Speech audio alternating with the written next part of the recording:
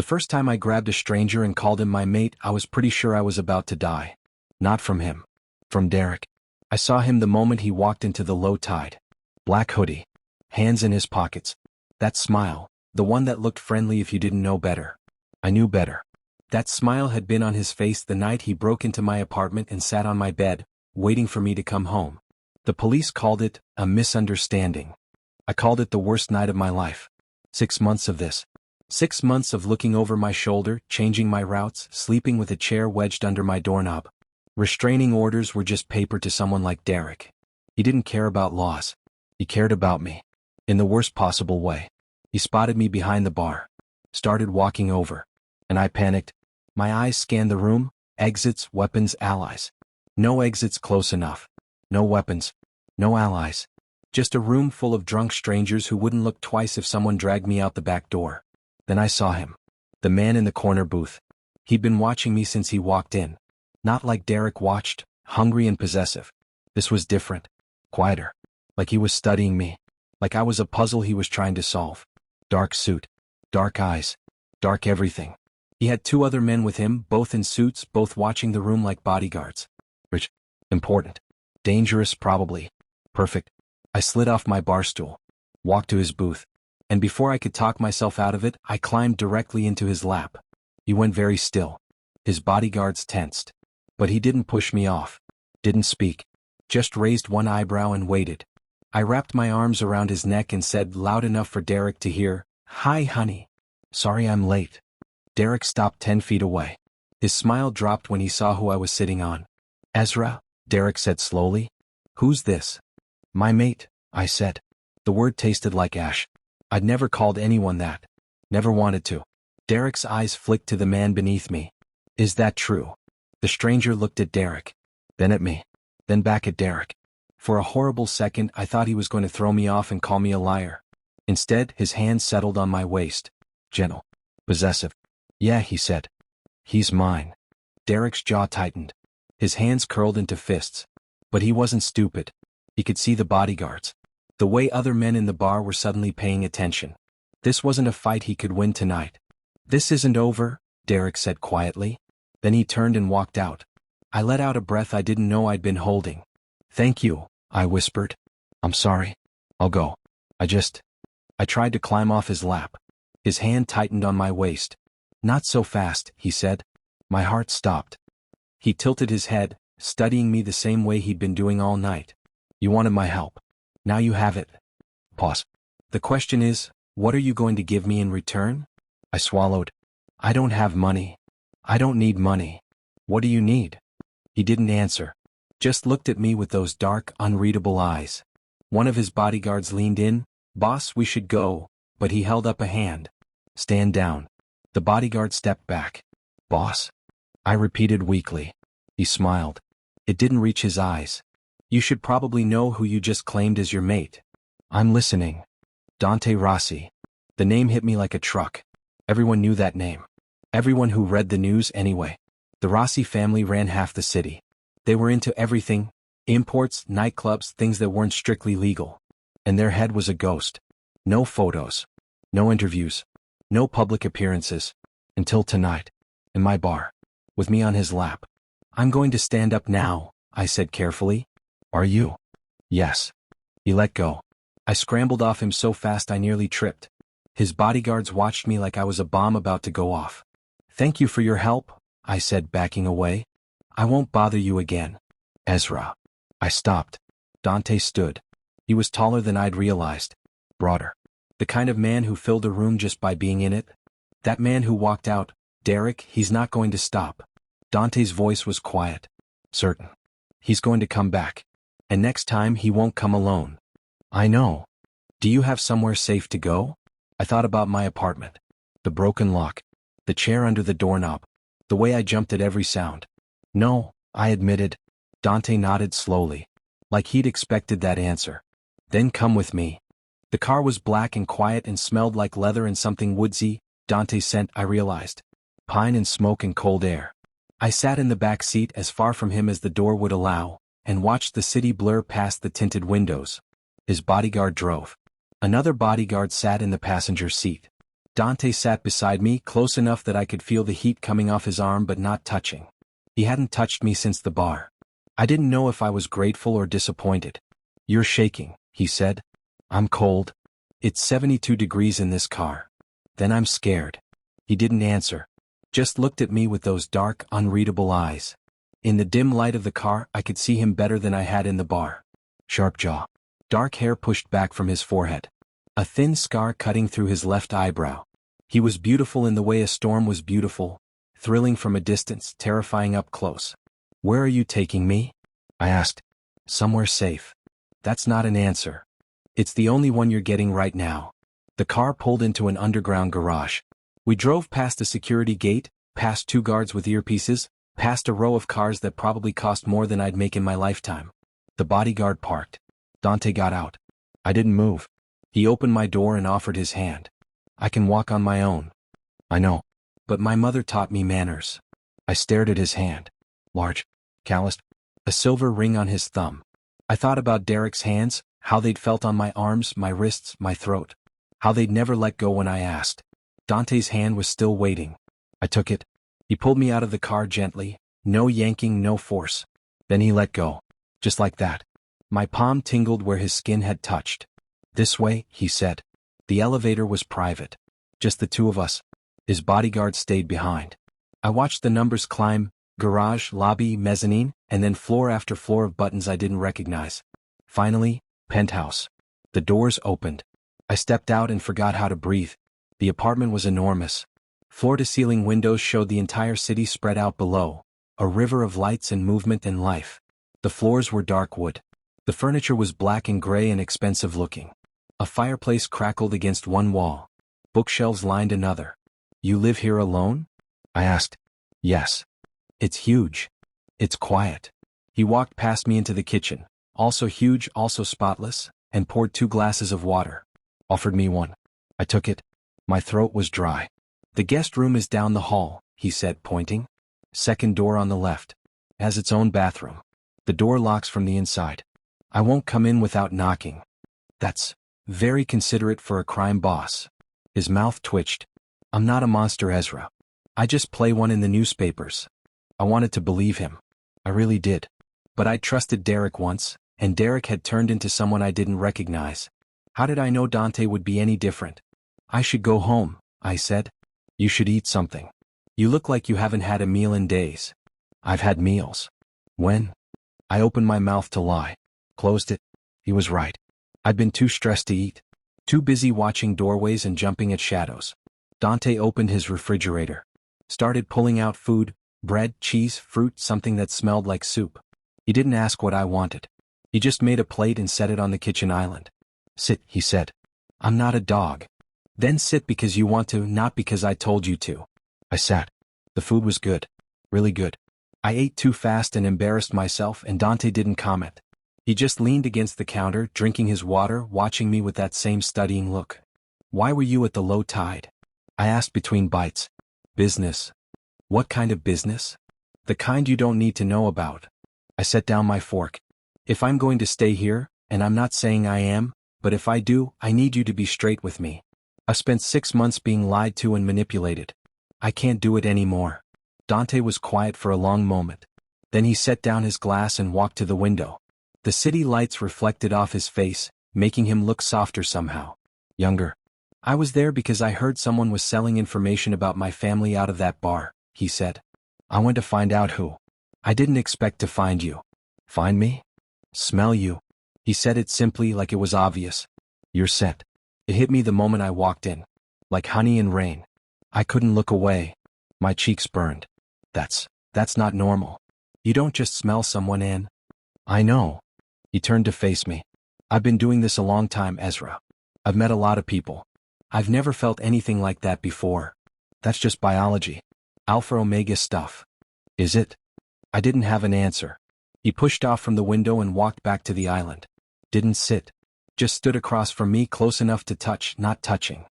"Here's the deal," he said. "You stay here. You eat my food, sleep in my guest room, use my security. In exchange, you keep pretending to be my mate when we're in public." "Why?" "Because Derek isn't just a threat to you. He's a threat to me now too. He saw us together. He'll come looking. And when he does, I want him to believe you're protected. By you. By us. He tilted his head. A mafia boss is hard to kill. A mafia boss and his mate? Impossible. I should have said no. I should have thanked him for the ride and called a cab and gone back to my apartment with the broken lock and the chair under the doorknob. That would have been the smart thing. The safe thing. But I was so tired of being smart. Being safe. Being alone. One condition, I said. Name it. You don't lie to me. About anything. If I'm going to pretend to be your mate, I need to know who you really are. Dante studied me for a long moment. Then he reached across the island and offered his hand. Deal. I shook it. His palm was warm. Rough. Steady. One more thing, he said. What? Your ex Derek. Tell me everything about him. Because if he's coming for you, he's coming for me too. And I like to know my enemies. I took a breath. And for the first time in 6 months, I told the truth. I woke up in a bed that felt like a cloud. For a moment, I didn't remember where I was. The sheets were too soft, the room too quiet, the light filtering through the curtains too golden and warm. Then the memories crashed back. Derek at the bar. Dante's lap. The car ride. The penthouse. I sat up fast, heart pounding. The guest room was beautiful. Pale gray walls, a window seat piled with cushions, a vase of fresh flowers on the nightstand. My clothes from last night had been folded on a chair. Someone had even washed them. Beside them, a stack of new clothes in my size. Sweatshirts. Jeans. Socks. Underwear still in the package. I stared at the pile for a long time.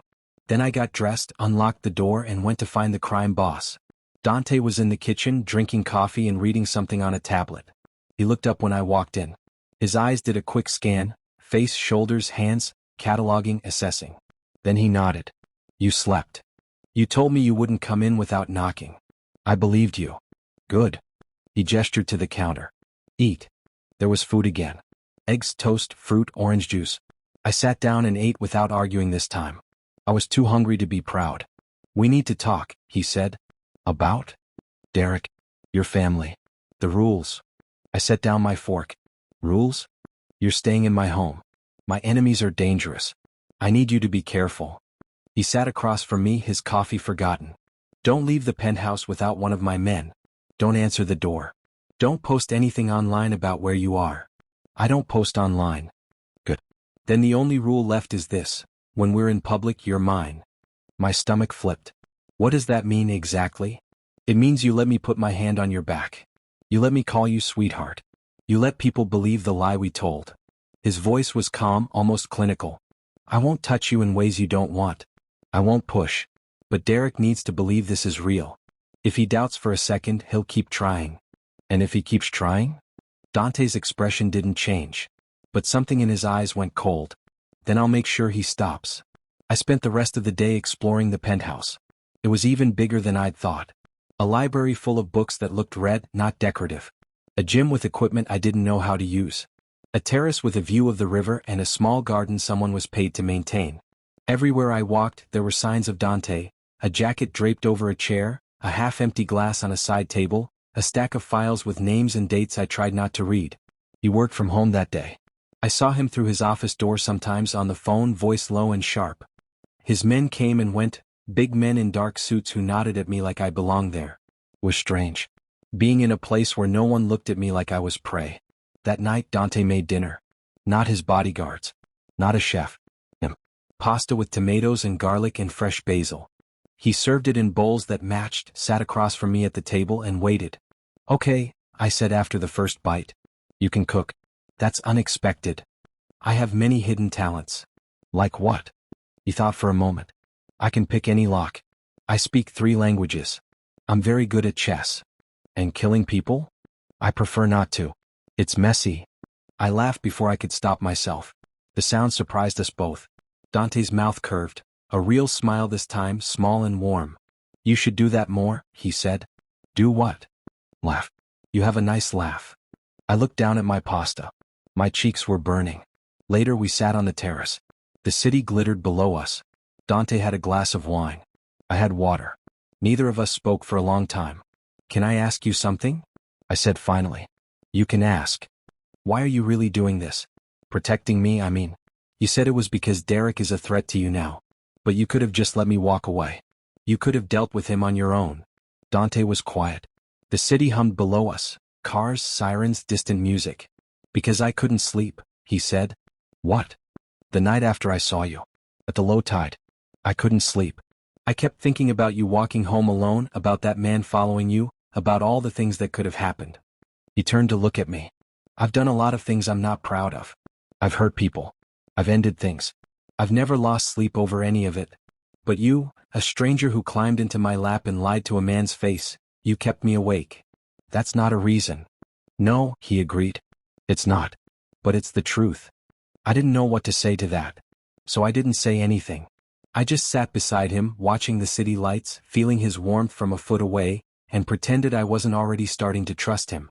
The first week was quiet. Too quiet. Dante went to work. I stayed in the penthouse. His men came and went. Marco, the head of security, who grunted instead of greeting me. Luca, younger and friendlier, who brought me coffee and asked if I needed anything, and a rotating cast of others whose names I forgot as soon as I heard them. They treated me like glass. Fragile. Valuable. Breakable. I hated it. But I hated the alternative more. Derek hadn't tried to contact me since the bar. That was the worst part. The silence. The waiting. Every time my phone buzzed, my heart stopped. Every time someone knocked on the penthouse door, I flinched. Dante noticed. He noticed everything. You're jumping at shadows, he said on the fifth night. We were in the living room. He was reading a file. I was pretending to read a book. I'm not jumping. Your hand shook when I passed you the remote. I'm cold. It's 74 degrees in here. Then I'm nervous. He set down the file. Turned to face me. Talk to me. About what? About why you're scared. Not of Derek, of this. He gestured between us. Of being here. With me. I wanted to deny it. But my throat was tight and my hands were shaking and he was looking at me with those dark, patient eyes. Because it's too good, I said finally. Because every time something good has happened to me, it's been a trick. A setup. A way to hurt me worse later. Dante didn't say I'm not like that. He didn't say you can trust me. He just nodded like he understood and went back to his file. That meant more than any promise. On the sixth night, my suppressant started failing. I felt it first as a warmth in my chest. A flutter like something waking up after a long sleep. Then my skin grew sensitive. The brush of my shirt against my arms felt too loud.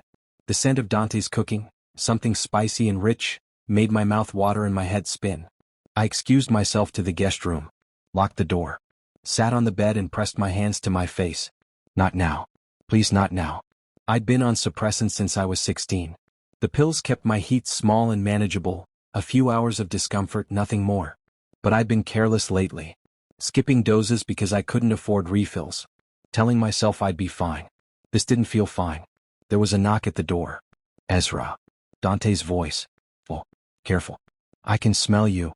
My heart stopped. What? Your scent changed. It's stronger. Sweeter. Pause. Are you in heat? No, I said quickly. I mean barely. It's nothing. I just need to take my pill and... You didn't bring your pills. How do you know that? Because I searched your bag when you first arrived.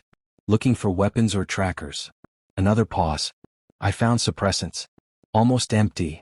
I stared at the door. He'd searched my bag. Of course he had. He was a crime boss. Trust didn't come easy to people like him. I'll get you more, he said.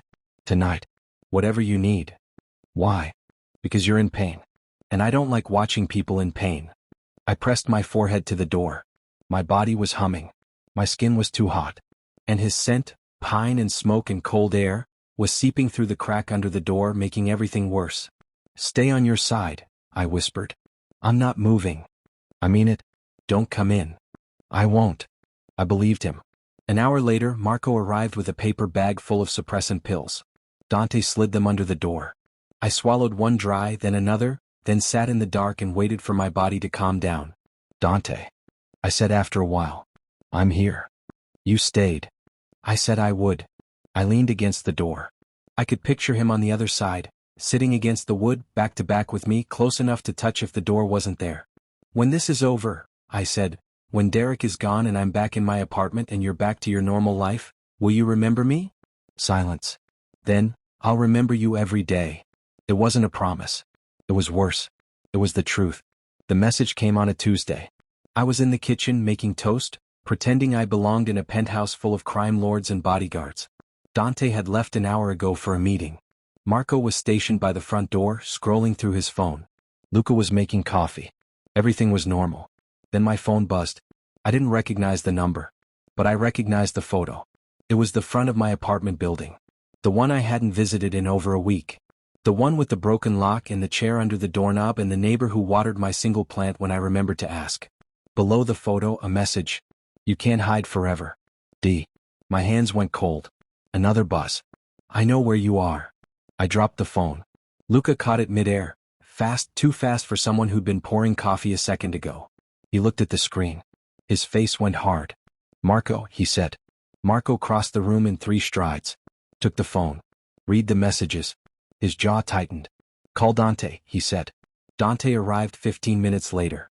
He moved differently than usual, faster, sharper, like a storm front rolling in. His men parted for him without being asked. He walked straight to me. Stopped a foot away. Didn't touch. Show me. I handed him my phone. He read the messages. His expression didn't change. But something in the air shifted. A pressure like the moment before thunder breaks. He's been watching the apartment, Dante said. Waiting for you to come back. I didn't go back. I know. He handed the phone to Marco. Track the number. Find out where he sent that message from. Marco nodded and disappeared. Dante turned back to me. His eyes were dark. Controlled. Are you okay? I'm fine. You're shaking. I'm always shaking these days. He reached out. Stopped. Pulled his hand back. I want to touch you. But I won't unless you say it's okay. My throat tightened. It's okay. His hand landed on my shoulder. Warm. Heavy. Grounding. He's not going to hurt you, Dante said. I won't let him. You can't promise that. I'm Dante Rossi. His mouth curved, not a smile, something harder. I can promise anything. The rest of the day was a blur. More security. More calls. More men in dark suits who looked at me like I was a liability. I stayed in the guest room, door locked, knees pulled to my chest, and tried not to think about Derek's face. I know where you are. Did he? Did he really know about the penthouse? About Dante? Or was he guessing, bluffing, trying to scare me? It was working. Dante knocked at midnight. Come in, I said. He opened the door. Leaned against the frame. He'd taken off his jacket. His sleeves were rolled up. His hair was messy like he'd been running his hands through it. Marco traced the number, he said. Burner phone. Bought at a convenience store across town. No cameras. Of course not. But we found something else. He walked to the bed. Sat on the edge. Not close. Close enough. Derek's been asking questions. About me. About my family. About where I live. My blood turned to ice. He's looking for you? He's looking for us. He thinks if he can expose our relationship, the lie of it, you'll have no choice but to go back to him. That doesn't make sense. Fear never does. I stared at my hands. They were still shaking. Dante, I said. What if he hurts you? This isn't your fight. I dragged you into it because I was scared and stupid and... Stop. He reached over. Took my hand. His thumb traced circles on my palm. You didn't drag me into anything. I chose this. I chose you. He looked up. His eyes were soft in the dim light. The moment you climbed into my lap at that bar, I was yours. You just didn't know it yet. That's not, we barely know each other. Then let's fix that. He pulled out his phone. Opened the notes app. Handed it to me. Write down 3 things about yourself. Things no one else knows. Things you've never told anyone. I stared at the screen. Why? Because I want to know you. The real you. Not the scared omega. Not the victim. You. I took the phone. Thought for a long moment. Then I typed. I'm afraid of the dark. Not because of monsters. Because when it's dark, I can't see who's coming. I handed it back. Dante read it. Set the phone aside. Then he reached over and turned off the lamp. The room went black. I flinched. But before I could panic, his hand found mine in the darkness. Warm. Steady. No one's coming, he said quietly. I'm right here. And I'm not going anywhere. We sat in the dark for a long time. Him holding my hand. Me trying to remember the last time I felt this safe. I couldn't. The heat came back 3 days later. I woke up gasping, my skin on fire, my sheets tangled around my legs like they were trying to trap me. The suppressants were failing. I'd known they would eventually. I'd been on them too long, taken too many, pushed my body past its limit. But knowing and experiencing were two different things. I stumbled to the bathroom, splashed cold water on my face, stared at my reflection, flushed cheeks, dilated pupils, the unmistakable glaze of an omega whose body was demanding something it couldn't have. Not now. Please, not now. There was a knock at the bedroom door. Ezra. Dante's voice. Tight. Controlled. I can smell you from the hallway. I pressed my forehead to the cool bathroom mirror. I know. Are you okay? No. Pause. Can I come in? I thought about it. About him seeing me like this, vulnerable, desperate, barely holding myself together. About what might happen if he got close. About what I might let happen. No, I said. Another pause. Then, there's a safe room. Down the hall. It's temperature controlled. Soundproof. No one can get in except you and me. Why are you telling me this? Because you shouldn't have to go through this alone. But I understand if you don't want me there. I closed my eyes. My body was screaming. My heart was screaming louder. Show me, I said. The safe room was at the end of the hallway behind a door that looked like part of the wall. Dante pressed his thumb to a hidden scanner. The door slid open silently. Inside was a small bedroom, bed, bathroom, a mini fridge stocked with water. No windows. Soft lighting. The air was cool and clean. There's a speaker, Dante said, pointing to a panel by the bed. If you need anything, water, food, more suppressants, just press the button and talk. I'll be right outside. You're going to stay outside? All night. All day. As long as it takes. You don't have to do that. I know. He stepped back from the doorway. Gave me space. But I'm not going to leave you alone. Not when you're like this. I looked at him. His careful distance, his clenched jaw, the way his hands were shoved in his pockets like he didn't trust himself to keep them there. You're an alpha, I said. Being near an omega in heat, it must be driving you crazy. It's not comfortable. So why stay? He met my eyes. Because you're scared. And I'd rather be uncomfortable than have you be alone. I didn't know what to say to that. So I stepped into the safe room, pressed the button to close the door, and sat on the bed with my knees pulled to my chest.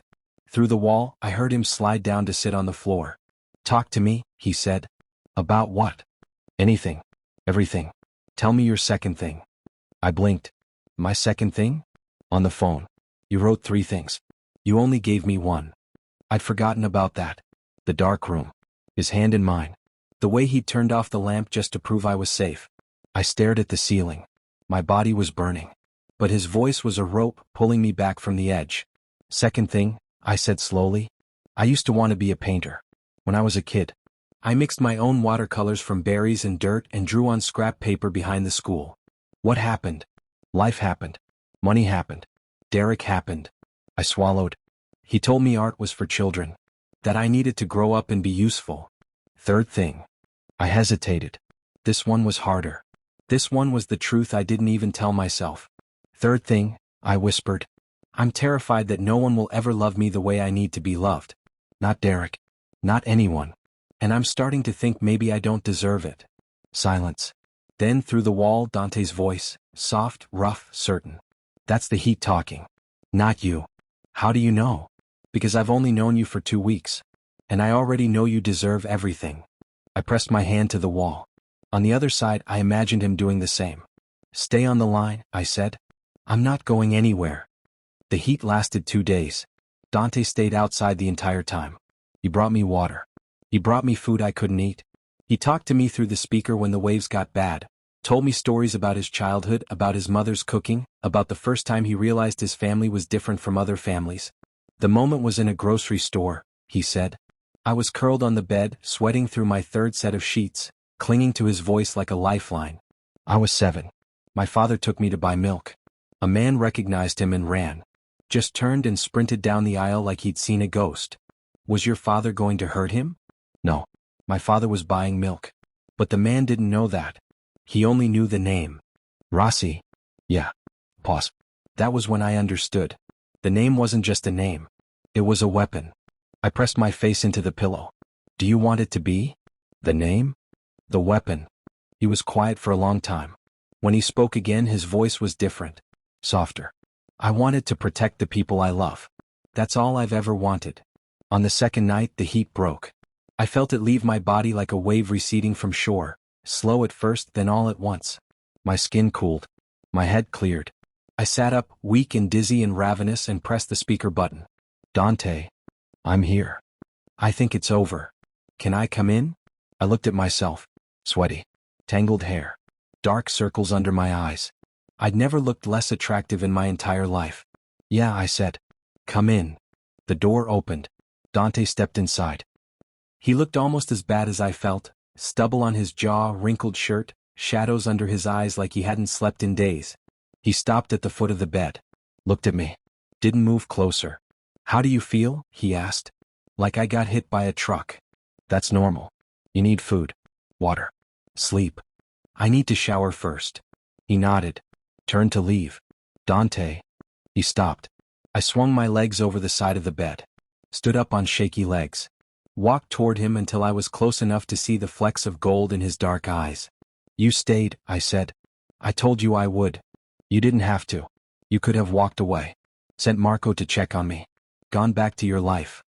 I know. So why didn't you? He reached out. Brushed a strand of hair from my face. His fingers lingered on my temple. Because you asked me to, he said. And no one has ever asked me to stay before. They've begged. They've demanded. They've tried to pay me. But no one has ever just asked. I leaned into his touch. I'm asking again. For what? Stay. After the shower. After the food. After all of this is over. Just stay. His hand cupped my cheek. His thumb traced my cheekbone. Ezra, he said quietly. I'm not going anywhere. I showered. Slept for 12 hours. When I woke up, Dante was sitting in a chair by the window reading a book. He looked up when I stirred. You're alive, he said. Barely. Good. Because I need to tell you something. I sat up. My heart started beating faster. Derek sent another message, Dante said. While you were sleeping. What did it say? Dante set down his book. Walked to the bed. Sat on the edge, not too close, not too far. He said he's done waiting. He said if you won't come to him, he'll make you come to him. How? Dante's jaw tightened. He took something of yours. Something he thinks will bring you running. I stared at him. My blood went cold. My mother's necklace, I whispered. The one she gave me before she died. I left it at my apartment. I forgot, I didn't think. Dante took my hand. Squeezed. We're going to get it back, he said. Together. But I need you to be sure. Once we walk into this, there's no turning back. I looked at our hands. His fingers intertwined with mine. Strong. Warm. Steady. I'm sure, I said. He nodded. Stood up. Pulled me gently to my feet. Then let's go end this. Derek chose the meeting place. An abandoned warehouse on the south side of the city, near the river. The kind of place where people went to disappear. He's not going to just give you the necklace, Dante said. We were in the car, driving through streets I didn't recognize. Marco was behind the wheel. Luca rode shotgun. Dante sat beside me, close enough that our shoulders touched. I know. He's going to try to take you. I know. So why are we walking into this? I turned to look at him.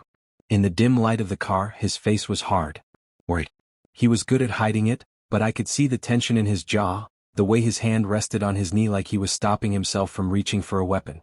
Because I'm tired of running, I said. And because you told me you'd protect me. I will. Then let's go. The warehouse was dark and cold and smelled like rust and mildew. Dante's men fanned out behind us, silent shadows in the dim light. I stayed close to Dante. Closer than I needed to. His hand rested on my lower back, grounding, steady. Derek was waiting in the center of the room. He looked different than I remembered. Thinner. Darker circles under his eyes. His hair was longer, unwashed. He held my mother's necklace in his fist, the cheap silver chain, the tiny pendant shaped like a heart. It looked small in his grip. Breakable. Ezra, he said. His voice was soft. Almost sad. You came. You have something of mine. I have a lot of things of yours. Your trust. Your time. Your heart. He smiled. It didn't reach his eyes. You gave them all to me once. That was before I knew who you really were. And who is that? A monster. Derek's smile faltered. His grip on the necklace tightened. I love you, he said. I've always loved you. Everything I did, following you, watching you, trying to keep you safe, I did it because I love you. That's not love. That's obsession. It's the same thing. I shook my head. No, it's not. Dante stepped forward. Not much. Just enough to put himself between me and Derek. You heard him, Dante said. His voice was quiet. Dangerous. Give her the necklace. Walk away. I won't hurt you if you leave now. Derek laughed. You won't hurt me? You're a criminal. You hurt people for a living. I hurt people who hurt the people I care about. Dante's hand found mine. Squeezed. And I care about her. Derek's eyes dropped to our joined hands. His face twisted, anger, jealousy, something uglier. You don't even know her, he spat. You don't know what she likes for breakfast. You don't know how she takes her coffee. You don't know that she cries during sad movies but pretends she doesn't. You don't know anything. I know she's scared of the dark. I know she wanted to be a painter. I know she thinks she doesn't deserve to be loved. Dante's voice was steady. Certain. And I know that every single one of those things is wrong. I stared at him. He'd remembered. Everything I'd told him through the safe room door, everything I'd written on his phone. He'd remembered. Derek saw my face. Saw the way I was looking at Dante. Something in him broke. If I can't have you, he said quietly, no one can. He reached into his jacket. Everything happened at once. Dante shoved me behind him. Marco lunged forward. Luca shouted something I didn't catch.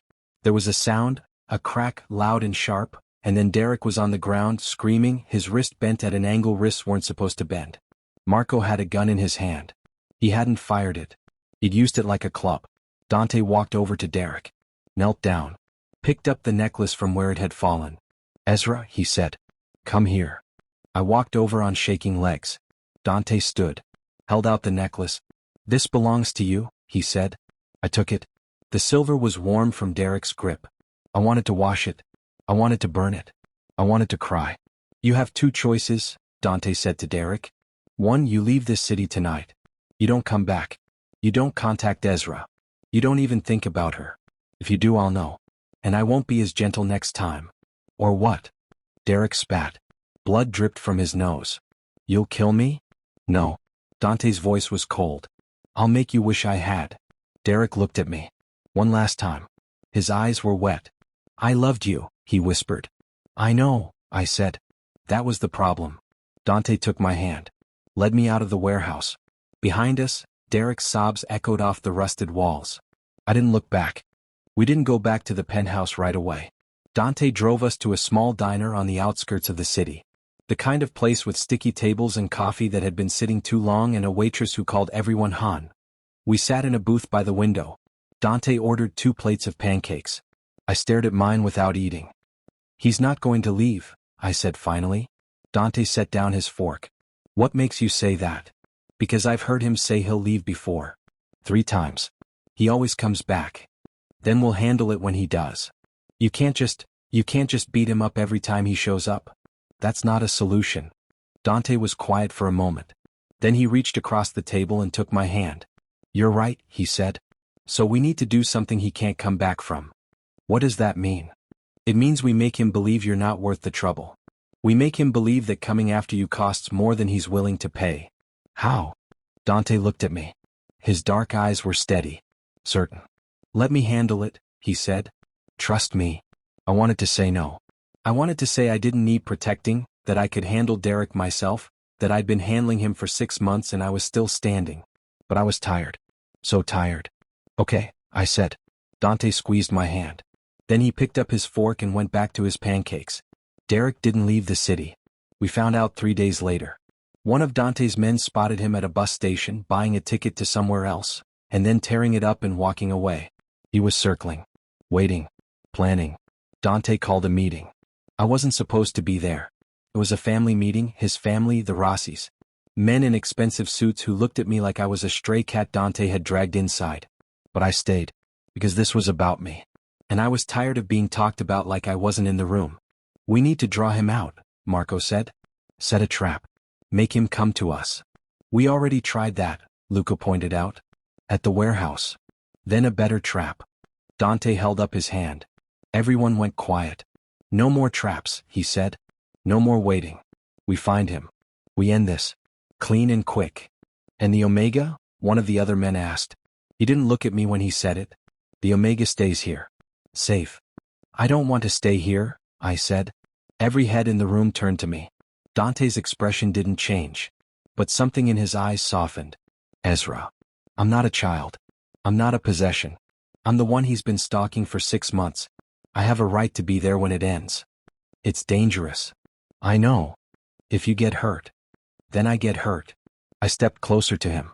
Close enough to see the flecks of gold in his dark eyes. But I'm done hiding. I'm done being afraid. And I'm done letting other people fight my battles for me. Dante stared at me for a long moment. Then he nodded. She stays, he said to the room. Anyone have a problem with that? No one said a word. They found Derek 4 hours later. He was staying in a motel on the edge of the city, the kind with flickering neon signs and sheets that probably hadn't been washed in months. Dante's men surrounded the building. Marco took the front. Luca took the back. Dante and I walked up the stairs together. You don't have to do this, Dante said. I know. You can wait in the car. I know. Ezra. I stopped. Turned to face him. I'm not going to kill him, Dante said. I know you're worried about that. I wasn't worried. You were. I could smell it. He reached out and tucked a strand of hair behind my ear. I'm not a killer, Ezra. Not anymore. I have been. I won't pretend otherwise. But I don't want to be that person with you. Then what are you going to do? Give him a choice. Leave. Really leave. Or face the consequences. And if he doesn't leave? Dante's hand dropped to his side. Then we'll figure it out together. Derek was sitting on the bed when we opened the door. He looked smaller than I remembered. Much. Defeated. His wrist was bandaged from where Marco had hit him. His eyes were red. Ezra, he said. You came back.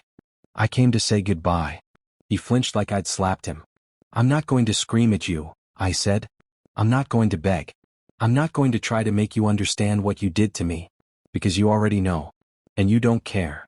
I care. No, you don't. You care about owning me. There's a difference. Derek looked at Dante. Then back at me. If I leave, he said slowly, will you be happy? I thought about it. About the penthouse. About the safe room. About Dante's hand in mine in the dark.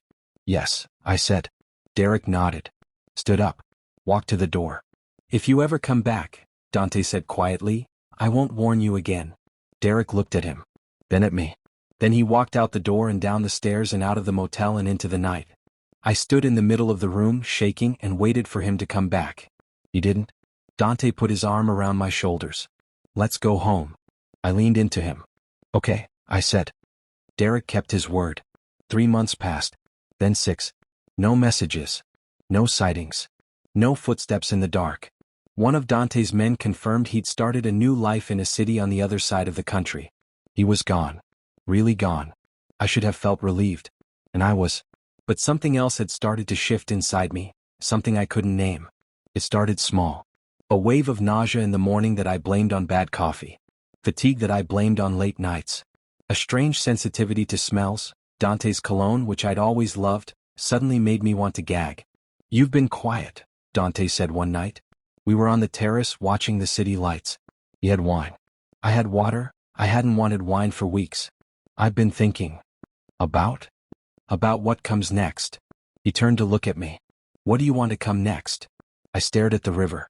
A boat drifted past, slow and dark, its lights reflected in the water. I don't know, I admitted.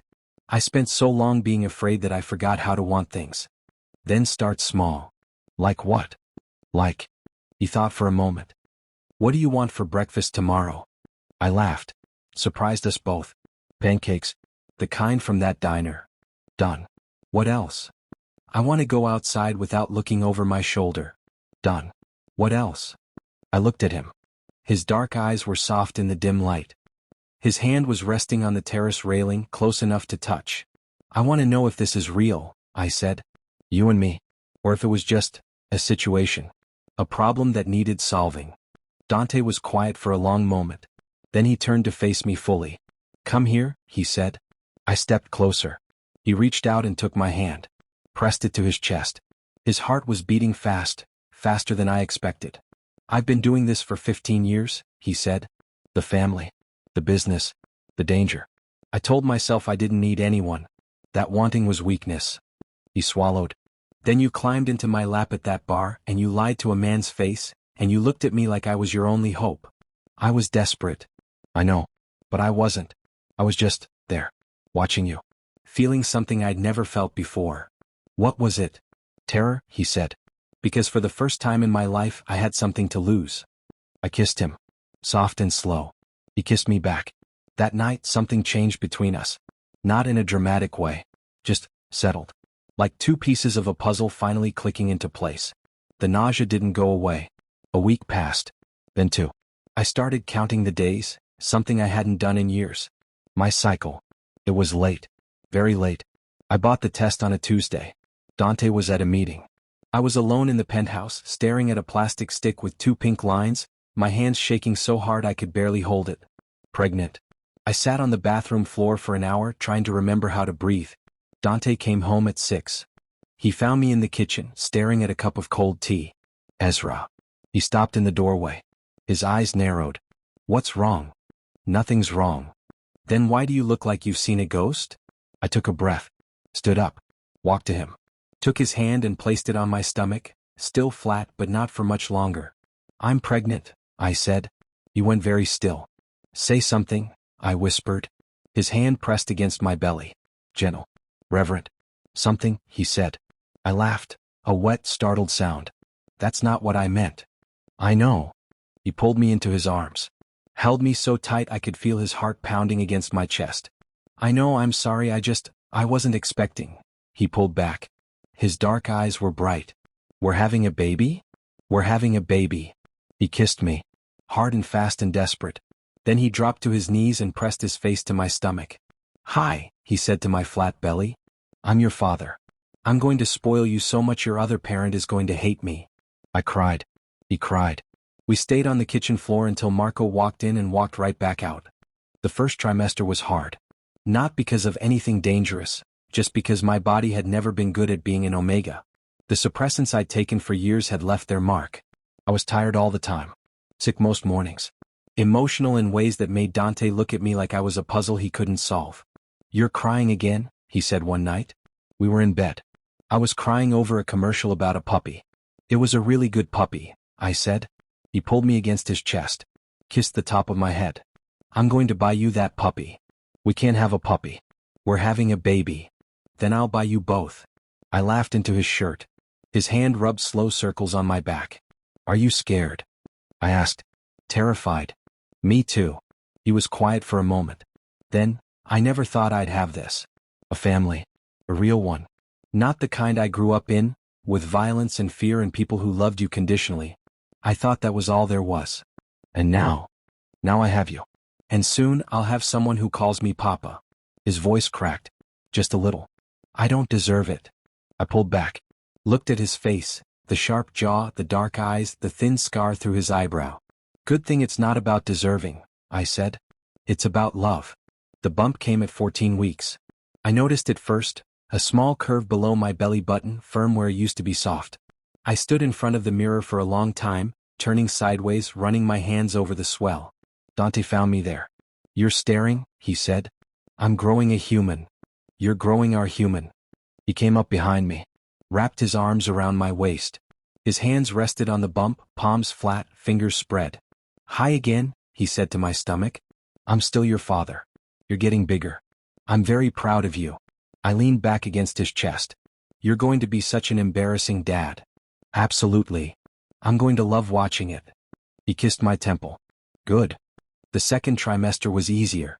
My energy came back. The nausea faded. I started painting again, the nursery which had been a spare room full of boxes. Dante cleared it out without being asked. Bought paint. Bought brushes. Bought a crib that took him 3 hours to assemble. I hate instructions, he said, holding a screwdriver and looking murderous. You're a crime boss. You've probably tortured people. That was easier than this. I laughed. Painted a tree on the wall. Added flowers. Added birds. Added a small fox hiding in the branches. What's the fox? Dante asked. Me. Hiding in plain sight. He looked at the painting. Then at me. Then at my bump, which was rounder now, more obvious.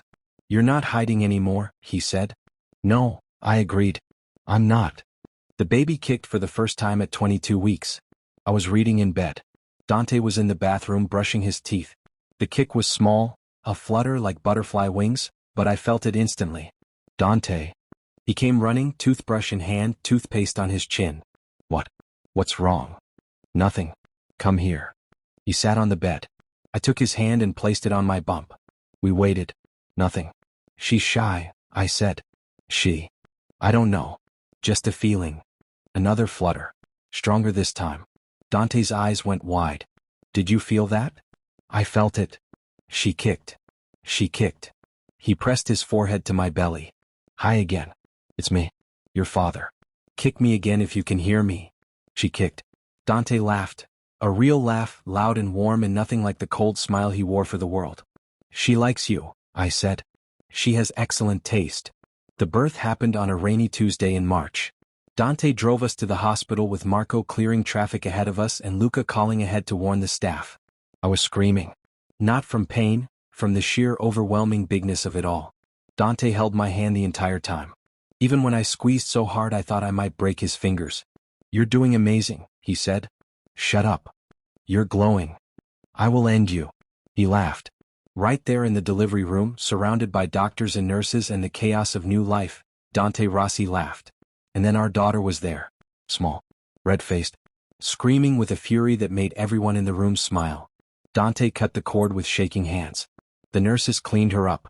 And then they placed her in my arms, and I looked at her tiny fingers and her scrunched-up face and the dark hair on her head that was already starting to curl. Hi, Elena, I whispered. I'm your other parent. I'm going to love you forever. She stopped crying, opened her eyes, looked at me. Dante put his arm around my shoulders, pressed his forehead to mine. She has your nose, he said. She has your scowl. She's perfect. I looked at him, at our daughter, at the life we'd built from a lie that had somehow become the truest thing I'd ever known. Yeah, I said. She is. Elena at 1 year old was chaos in a tiny body. She crawled everywhere, pulled herself up on furniture, fell down, cried, got back up. Dante followed her around the penthouse like a shadow, his large hands always ready to catch her. She's going to be a daredevil, I said, watching her climb onto the couch. She's going to give me a heart attack. You love it. He looked at me, at her, at the mess of toys and blankets and half-eaten crackers spread across the floor. Yeah, he said. I do. Elena at 2 years old learned to talk. Her first word was Papa. Dante cried. Her second word was more. I laughed. Her third word was no, which she used constantly and with great enthusiasm. No bath, she said. Yes, bath, Dante said. No. You smell like applesauce. No. You're going in the bath. No, no, no, no, no. Dante picked her up anyway. She shrieked with laughter and kicked her feet and splashed water everywhere. I stood in the bathroom doorway watching them and felt my heart swell so full I thought it might burst. Elena at 3 years old met the dog. Dante had bought him 6 months earlier, a golden retriever puppy with floppy ears and too much energy. Elena named him Waffle. Waffle, she said, patting his head. Waffle. I repeated. He's yellow. Like waffles. That's actually good logic. Dante looked offended. I wanted to name him Bruno. Waffle is better. Waffle is not better. Waffle, Elena said firmly. Dante sighed. Fine. Waffle. Waffle licked Elena's face. She giggled. Dante looked at me and I could see him trying not to smile. You're soft, I said. I am not soft. You named your child's dog Waffle. She named the dog Waffle. You agreed. He kissed me to shut me up. It worked. Elena at 4 years old was the center of our world. She had my nose and Dante's dark hair. She had my stubbornness and his quiet intensity. She had a laugh that filled the pentacle and a scowl that could stop grown men in their tracks. You've created a monster, Marco said one day, watching Elena order Luca to carry her around the room. She's not a monster. She's a leader. She's 4. She's a leader. Marco shook his head. But he was smiling. One Saturday afternoon the three of us went to the park. Dante pushed Elena on the swings. I sat on a blanket with Waffle watching them. The sun was warm. The sky was blue. Elena's laughter carried across the grass. Higher, Papa, she shouted. Any higher and you'll fly away. Good. Dante looked at me. Raised an eyebrow. I shrugged. He pushed her higher. She flew. And I sat there in the middle of a park, surrounded by strangers and sunshine and the life I'd never dared to dream of, and I thought about the night I'd climbed into a stranger's lap and called him my mate. I'd been so scared. So desperate. so sure that I was making a terrible mistake. But I wasn't. I was making the best choice of my life. Dante came back to the blanket, sat beside me. Elena ran over and collapsed into his lap. Again, she demanded. Later. Now. Later, he said again and pressed a kiss to the top of her head. First, rest. She huffed but stayed, curled up against his chest, closed her eyes. Dante's arm wrapped around my shoulders, pulled me close. Thank you, he said quietly. For what? For climbing into my lap. For lying to that man. For staying. I leaned my head on his shoulder. Thank you for playing along, I said. For not pushing me away. For being exactly who you are. Elena snored softly. Waffle flopped over in the grass. The sun dipped lower in the sky. And I, Ezra, no family name, no title, no status, sat in the arms of an alpha who loved me with a daughter who called me her other parent and thought, this is it. This is what I was running toward all along. I just didn't know it yet.